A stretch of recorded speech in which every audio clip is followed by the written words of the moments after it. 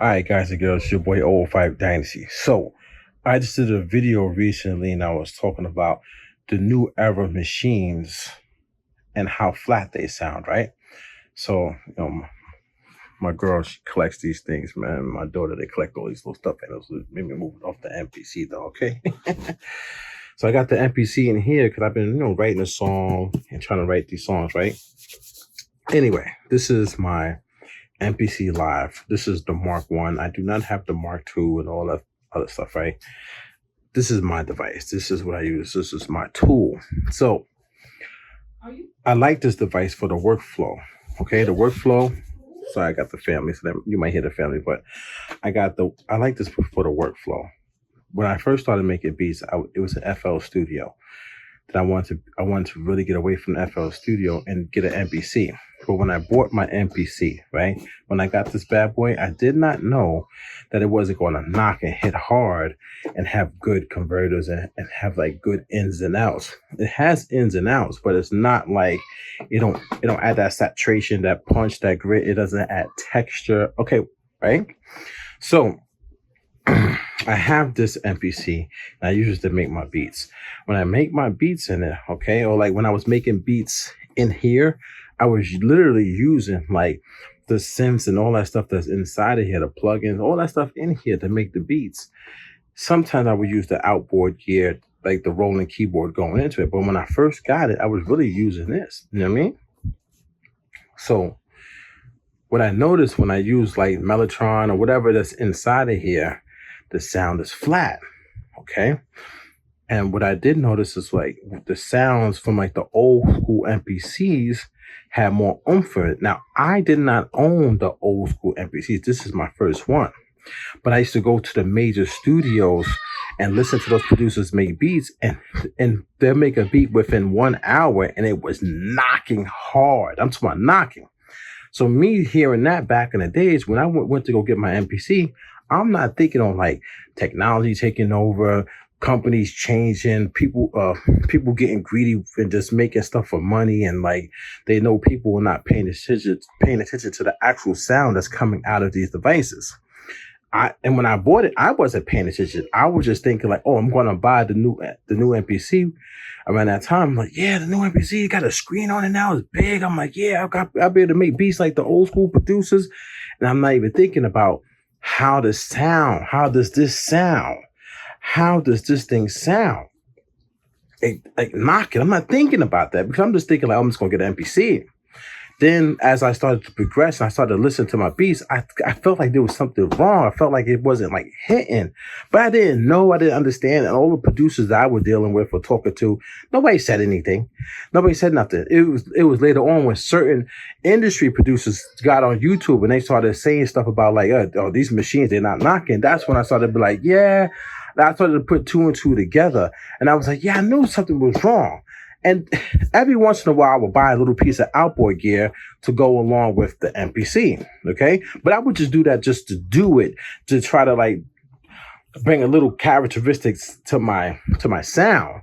But I wasn't really thinking on a level of like, let me make this thing, let me help my track pump. You know what I'm saying? Until I started to really listen to my beats. And when I started listening to my beats, I was like, let me do apples to apples, oranges to oranges. And I started to compare. So I made a couple sample tracks, right? Just to do it within the last year, right? Let's say that like last 2 years, I had made a couple sample tracks. And I would compare the sample tracks to my original beats coming just straight out of this. Now, and I mind you, I would take the sample. I mean, I would take the tracks that was in here, go out the outs and come back in just to record the audio back in, and it was still like a little flat. You know what I'm saying? Like you using the outs on here will give you a little something, but it's not like strong. You know what I'm saying? So I have an example for y'all. What I'm gonna do is now I'm gonna go back in the studio on the computer. I'm gonna play the sample track. Then I'm gonna play my track. And my track, I actually put a lot of work into my track, a lot of work into it, not a little bit of work. Like I'm sitting there mixing it down. And it's not even like the best mix because I'm still hearing the flaws of where I have too much stuff up the center. I have too many melodies and stuff up the center. Things are not panned the correct way. It's just not. It's not really like you know what I mean, how it's supposed to be. Like if I was to go back and remix it, which I am going to do that with a lot of my tracks.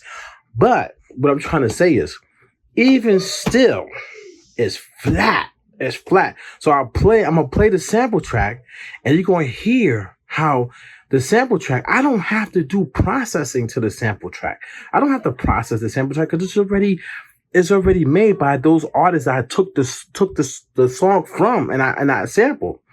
But my original track is slow and flat compared to the one that I sampled, which goes to show you also that producers who are sampling, they're cutting corners, man. They're getting a head start on people who are producing what just totally original, especially producers who are working on these types of machines that don't have that oomph and that grit and that push and that saturation, that warmth, and it makes the drums hit hard and the bass hit hard, and it gives like that extra saturation to the strings and the pianos and stuff like that. And when you're working on these flat machines, you gotta work even harder than somebody who is sampling, especially somebody who is sampling on the older machine. So if you sample on the older machine, you're taking a body of work that's mixed and mastered, and you taking it and it was already processed on analog tape and processed on a record,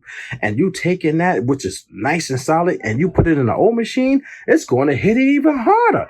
So I'm saying, but if you put it in one of these machines, it's just going to have that regular hit to it. Now, me, I'm doing original straight on this. It's flat. So I got to work even harder than somebody who was sampling. Since nobody could tell me that, especially in this new era, that people who are sampling have a harder time making a beat. Even with the people who are doing the original have to fight. We got to fight just to get our stuff to even sound good before we even think about mixing and mastering and getting it out there to people to listen to. Another thing, man. I remember I heard, so I did a video on Ninth Wonder, right? And he said when people do like they got a keyboard, and if they can't play chords and progressions, they're not really doing anything. They're basically doing the same thing, like, you know what I'm saying, that what he's doing and like, what they're doing is a lot harder. Well, to me that didn't make any sense, because if you don't know how to play chords and keys, and if you're just doing boom, boom, boom, boom, pressing one key at a time, doesn't that make it harder for you to actually come out with a dope melody? If you could only press one key at a time, if you're doing chord progressions, it's a lot. If you could get to your progression and your loops a lot faster, because you're hitting multiple keys and you're going up the scales, you're doing triads, you're doing all this crazy stuff. So you could get to your sound much faster than somebody who's just pressing one key at a time. So somebody pressing one key at a time, they come out with a dope melody, cinematic. Oh my God, 4-bar loop, 8-bar loop progressions and stuff like that. Isn't that harder doing it one key at a time than somebody who's pressing 3, 4, 5, 6, 8, 9, 10, 7 keys at a time? Some people got to think what they talking about, man. You know what I'm saying? Anyway, I'm going to go in here. I'm going to do the comparison to this beat that I sampled and to my beats I made just coming straight out of this device. And we're going to see how flat this sounds compared to the sample, which is already processed. And like, I don't know how these people made their songs. You know what I'm saying? They're in the big studios. They probably going through the big consoles. They got everything tracked out. They're going in and out of these big time these converters, and they got grit and texture, and it just sounds warm and full body tracks. Then I just come along, I hear it, but let me sample that. I snatch it off, I speed it up to make it sound like Kanye West or like Arsonist from the Heatmakers, like that Dipset style, and I make my beat to it because it's already processed. I don't have to do nothing to the melody. Why? I don't have to touch the melody. I can just speed it up, slow it down, or I can just leave the loop like how it is and just do what I got to do. I don't have to do no mixing to that melody because the melody is already done. And it was done in what? Inside of expensive gear, real studios. But when I'm working inside of this, if it's this, MPC 1, MPC Live 2, the flagship, doesn't matter. It's all coming out flat. And you need outboard gear to help you because these new Era machines are not doing it.